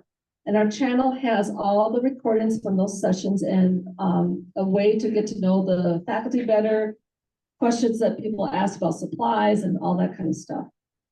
This is Guyleen Fitzgerald and Kathy Curler. Guyleen has a sense of humor, right? Yeah, and then that's where we're going to put the recording that Laura made. We put the recordings for the meetings that we can record. That's where they go, is on that YouTube channel. Okay, charter bus tours. We can start taking your charter buses. So if you have a large group that wants to go and wants to, go out and charter a bus, we will put that on a website so you might get more people to join you and help with the costs. So that's on the website too. And then thanking the volunteers. So there have been a lot of people who've been stepping up and helping, and of course, there's gonna be a lot more opportunities. One of them, these packets back here, the Marine's standing in front of, she's guarding them because after the meeting, we're putting stamps on those buggers and they're getting out of here. But we would love to save postage because each one of these is about $3. And we did 500 of these packets. So these packets are our marketing packets, and they include a poster, they include registration guides, cards, all sorts of good stuff. A complimentary ticket that each quilt shop gets to give away. So a lot of great things. I have 5 packets up here that I'm gonna see if I get somebody to say, yeah, I'll take them, because these are from the metro area. Yes, Mary.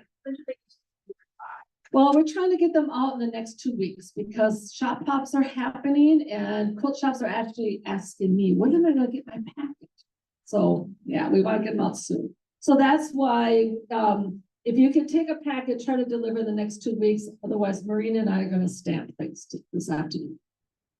We don't have our St. Cloud crew here, do we, today? Okay. Anybody a member of Highland Peacemakers in Roseville?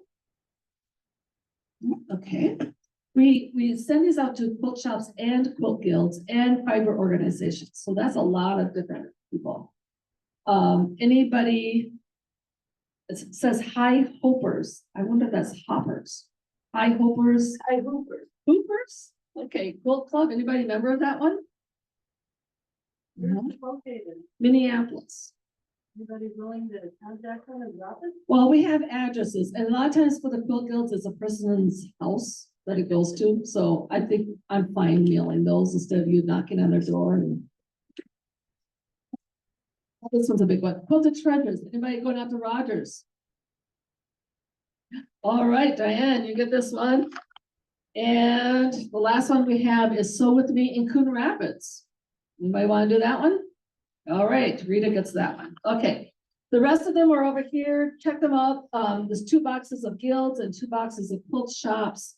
So yeah, so thank you for all the volunteers on that. And all the pictures that I've been on Facebook has been fun. Okay, that's it. Oh, so shadow meeting coordinators, or maybe not, right? So our tech team here, just so you know what the things that we had happen today. Well, the video, you saw that the sound just stopped. I have no idea why. Our microphone thing that plugs in was bent. That's why we were scrambling trying to find another microphone. The power strip, we forgot to turn it on. And what was the third thing? Well, and a huge thank you to Regina and Erica. It's their first time here today, and the owl would not have worked if she was not here. Yes. So thanks. Yeah, our laptop, the numbers weren't working. On the keyboard wasn't working. So we couldn't log into Zoom because yeah. So it's been fun. But if you want to join that fun, you can shadow us. Okay, let's go to the next slide quick. NQP, you've heard a lot about them today. This is their booth from 2017. Stop at their booth because you can learn about the quilt documentation, quilt index.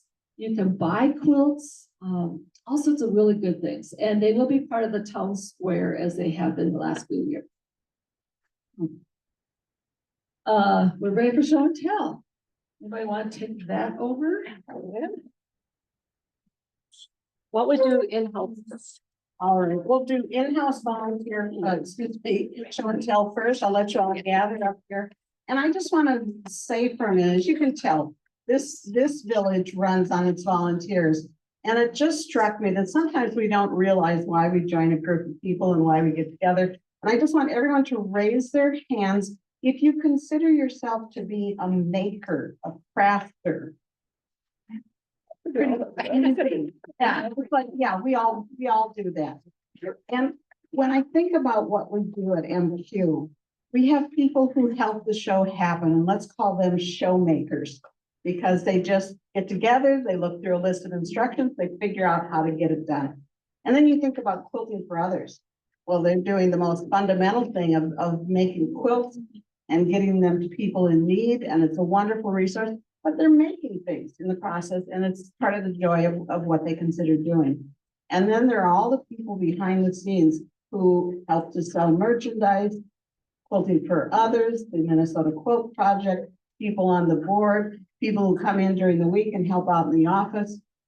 And that's its own form of making, because they're making community, they're creating the fun that we all have when we gather here. And I came in today and there's something in the air because I had allergies. My eyes have just been weeping all morning. But I have to tell you that I do feel very emotional about this group. And I love everything that you do. But if you can help out and help us to make Minnesota Quilters the organization that it is, we will just love you forever. You'll meet tons of friends and have a fun time. So. All right, Mary Tag, you're first up. Is there a space you want her to stand to show her? Right here. This is a little quilt that I made for an online challenge. It's called Project Quilters. Project Quilting. I know there's a few other people that have participated in that. And you get a challenge on Sunday and you have to have it completely done by the following Saturday with a picture sent to a website.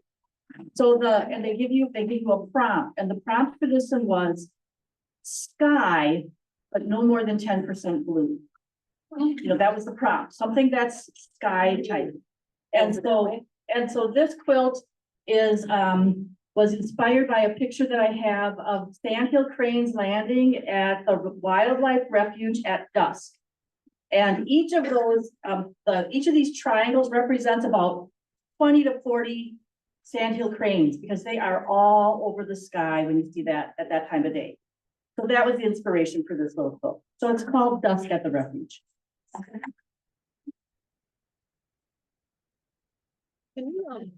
Thanks, Mary. Yeah, do you want me to do that? All right. You take the mic. I'm Marion Beriver from Maple Grove. First, I've got two small Kawandi quilts. I saw something, I heard the term Kawandi, and then I started quilts and I started researching them, and then I had to do one, and then I had to teach guild. So these were my samples that I had. One is done by hand and one I did on the sheet. Yeah, they're always big stitches. And this one is what? Can you explain what that means? Kawandi? Yeah. Okay. Kawandi means quilt to the Seedi people. The Seedi people are African slaves in India. They were brought to India in the 14th, 15th century. And they have a group of people, and they make these quilts out of their old saris. And then they make them as a group. I mean, you see these women sitting around making them out of all kinds of crap. And then they sell them, and they sell for like $10,000 when they go to market. There's a lot more to the story, but this is my 365 that I started probably for pre-pandemic. And then when I brought it to my sister to have it quilted, I misunderstood her and I thought I had to take part of it apart to fix what I did wrong, only I was supposed to fix these little pins she had all over it, which I couldn't see because they blended into the quilt. So I started taking it apart. And then when we moved, I thought I better put this thing back together. So in the last couple of months, I put it back together, Rita just quilted it and I just got it back. It's gonna hang in my house. Over the stairwell.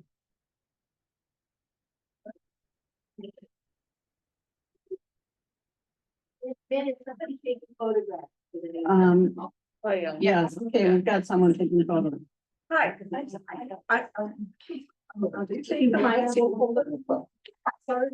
Hi, I'm Leslie Hall from Rochester, Minnesota. And this is my blue and yellow quilt, and it's headed over to the Ukrainian Community Center in support of Ukraine. I think we've all forgotten how long they've been at war.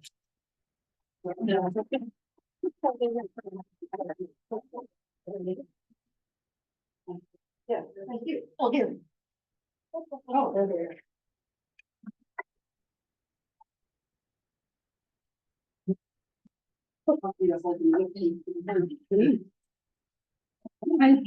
My name is Kathy. I live in Roseville.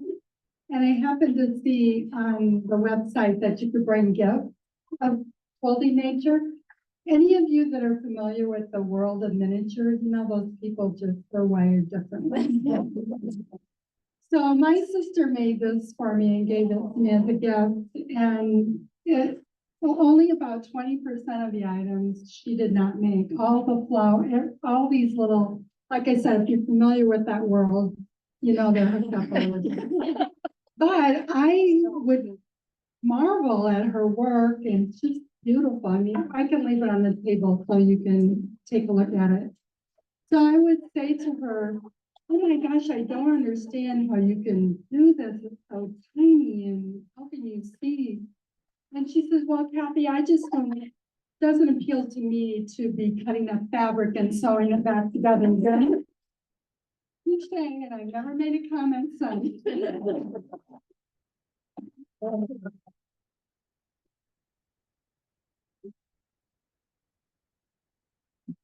Rita Colsha from Hamlet. Okay, this is my EQ5, right? This is my, yeah. I make quilts for my children when they turn 50.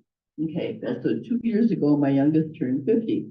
And she wanted me to make a quilt out of Bruce Springsteen album covers. And I had made one from album covers for her son. Anyway, but she never gave me the stuff to do it. So her favorite color is purple. And she loves dragonflies, which you can't tell, but the fabric has dragonflies in it. So she is getting this for her 50th birthday when she turns 52. And let's go on with that.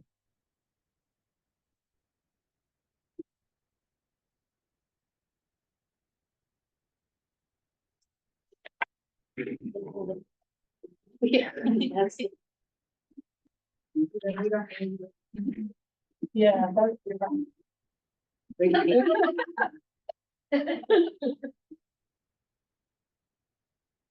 I'm Laura Nagel from Apple Valley. And this is called To the Moon. And it's a panel, and then, you know, bordered a little bit. And I work at Twin Cities Quilting, and, you know, Faye always has something that she wants us to be making, but the panel came in on a bolt of fabric, and I just fell in love with that little guy toasting marshmallows. I said, well, who's going to make the sample for this? Oh, you are. And I said, well, okay, that sounds fine. And it was fun to put together. And I had taken that Robin Ruth compass class, but of course this is done with a different technique. And a little later on, she said, well, and I'd like to teach a paper piecing class. And I went, okay, paper piecing, you know, for beginners, no big deal. And I said, well, what do you want me to do? Oh, the compass. I go, what? That's hardly a beginner's paper piecing, but so yeah, I did teach the class, and I've had 2 or 3 of the gals show me the quilts that they finished. So it was fun to do. But I showed my daughter. I went to see my granddaughter's swim meet. And the maid of honor at my daughter's wedding was there visiting. And so I was showing my daughter, oh, look, the next quilt I'm going to make. And Katie saw it, she said, oh, I want that quilt. Well, you know, it's not very big, that's okay, I just love that quilt. So it's now, it's sold its kits, it's sold its patterns, now it's off to Katie.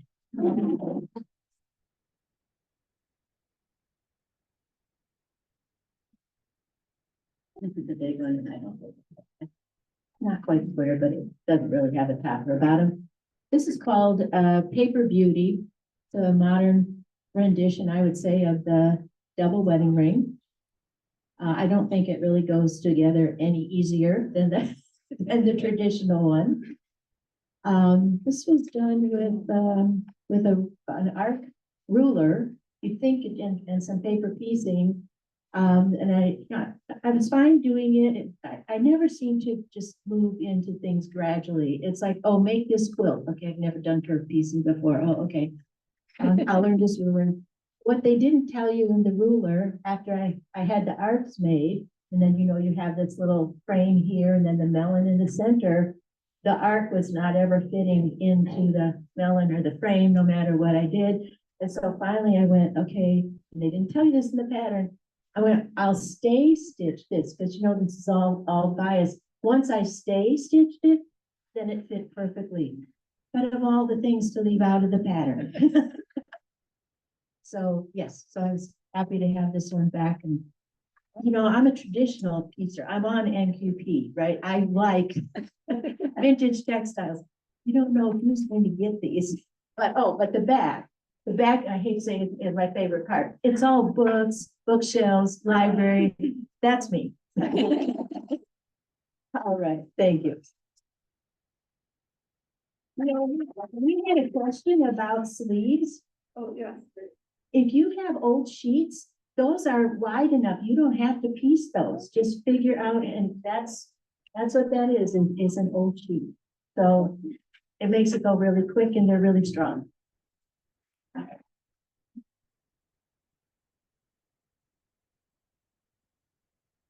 Hi, my name is Ian. I really just, mine is not anywhere near as fancy as anybody's here, but I really want to say thanks to this group, because I'm on Facebook and I started out, I got the Lilies of the Valley material here at one of the sales and was gonna do the miniature charm pack challenge that they had out there. And then I saw the carpenter's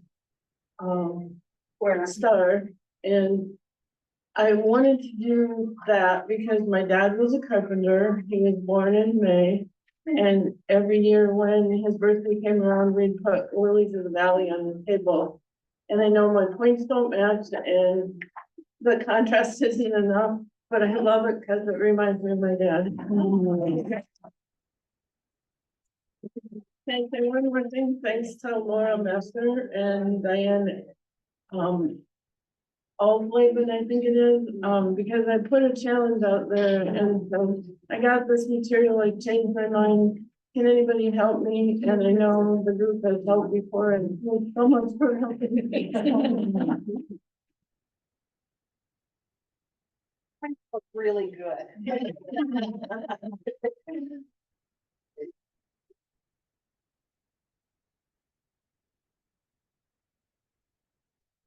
My name is Maureen, and last year was my quilt show and with faculty, so it was like this whirlwind of learning. And so I was in and out of the classrooms all the time. I couldn't take a class, but I felt it was my duty to buy a pattern and some fabric from every faculty I could. So this is Jane Sassman's Moths and Moon kind of thing. It's supposed to be 3. I thought 1 was plenty.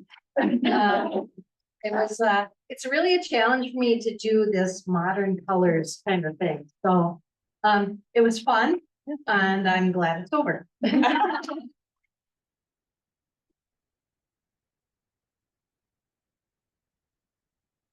And then this was Laura Heine. She did the collage thing. And so I bought her pattern. Up and down. My daughter plays guitar and she's like young and colors are so her. So it was like it found a home. That was a Laura Heine pattern called Star.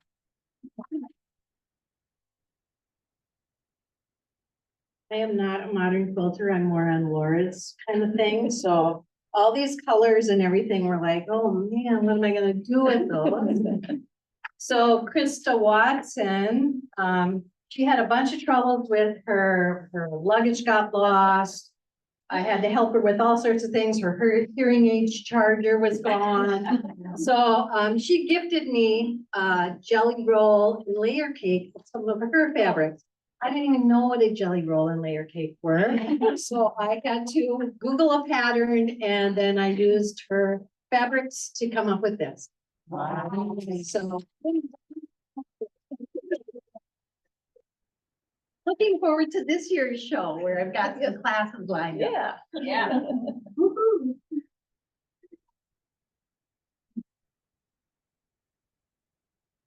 Anyone else? Any?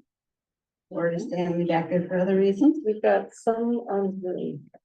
All right, who do we have on Zoom? There's up on screen.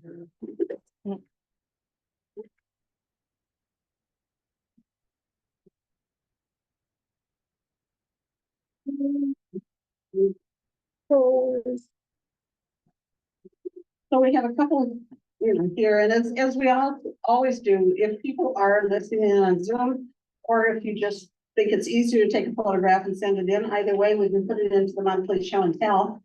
This is Deborah Svedberg, who of course is our office manager, and I saw this little bag, it's very cute, but it was her birthday present from her cousin.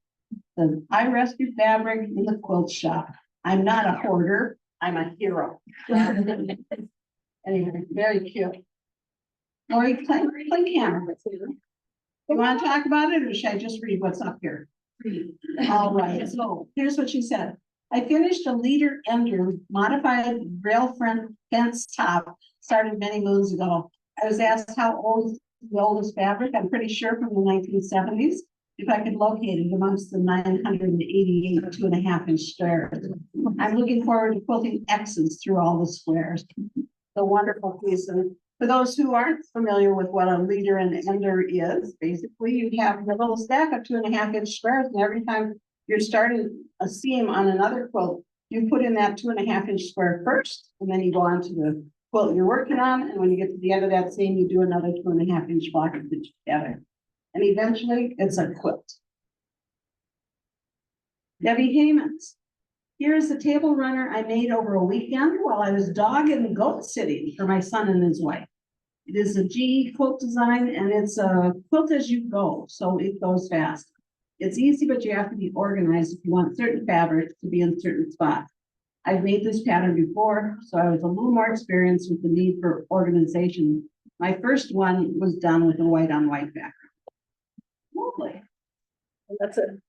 That's it. So if you want to take a picture and send in a picture of something that you've done and maybe isn't going to make it to a meeting, please do so. Anything else on the agenda today? Door prizes. Door prizes. The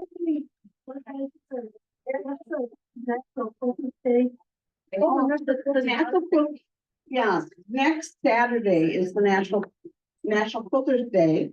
And if you check around, there are a few places that are having little stitch-in events. So if you want to go and sit and stitch with people, you can take a look and see what you can find. Let's just try to Google it and see what pops up. Okay. Want me to drop? You drop the numbers. All right. All right, so we have, this one is some wool work, some woolly fruit cushions and a little woolly flower. And the flower actually, I think it's a shamrock. How appropriate.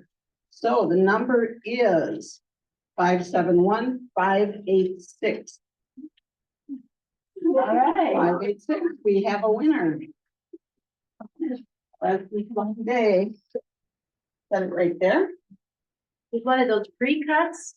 This time they're calling this a turnover. Apple turnover, that. Yes, yes, that's the.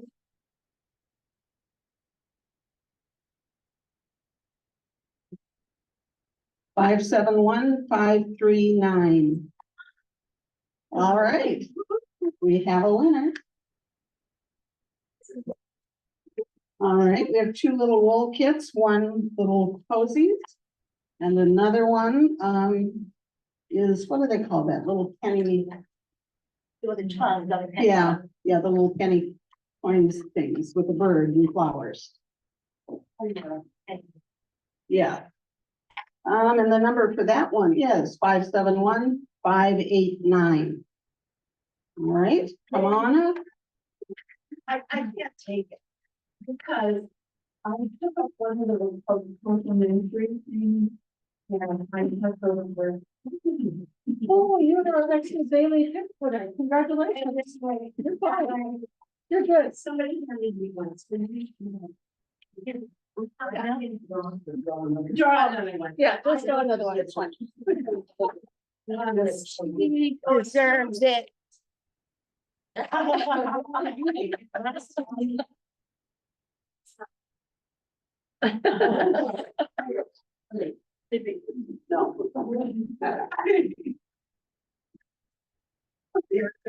Are these for, okay, is there a different award for the Zoom people? They have their own thing. They have their own, all right. So 2 daily admission tickets. And the number is 571597. There you go. I'll bring some bricks up. Yeah. And then, oh, And the last one is Scrap Happy Sewing. So wonderful little scrappy project, small items you can make, should be a fun one. And the number is 571615. awesome. There you go. There we go. Brenda, do you want to do the online? Well, we've got one. There is one. That's okay.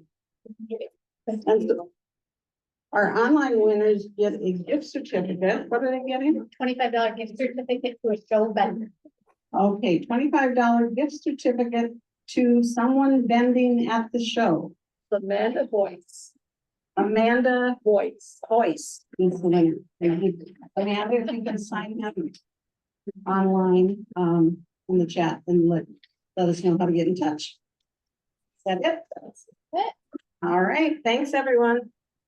Well, thank you for attending our winners and our Zoomers. We enjoyed being with you today, both online and in person. We'll see you again in April. Wendy Richardson is going to be doing Kate Althema. Kate and Wendy. Kate and Wendy. Okay, that's Wendy. So Wendy Richardson, and then Kate Althema about quilts. So I think you'll want to be here, definitely want to hear what Richardson has to say, and I am doing the research on today's program.